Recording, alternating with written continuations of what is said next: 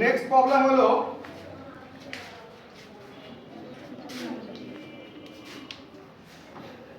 বলছে প্রকৃত উপসেটের চিহ্ন নিচের কোনটি? প্রকৃত উপসেটের দুইটি চিহ্ন, কয়টি চিহ্ন?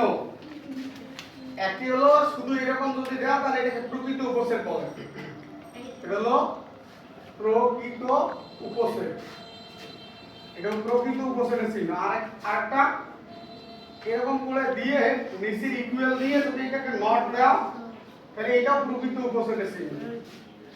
কিন্তু আমাকে বলছে এ ও বি, এ সেট বি সেটের প্রকৃত উপসেট যদি হয় তাহলে নিচের কোনটি সঠিক বা কোন সম্পর্কটি সঠিক? এটা হলো ৬৭ নাম্বার না?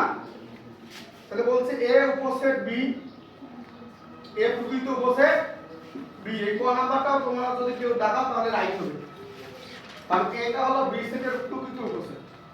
তাহলে উপসেট চিহ্ন তো এটা না, এটা উপসেট চিহ্ন না। আর ক নম্বর অপশনটা কি দেওয়া আছে? এটা উপসেট চিহ্ন, শুধু উপসেট চিহ্ন, তার মানে উপসেট তো না, আমাকে বলছে প্রকৃত উপসেটের কথা বলছে।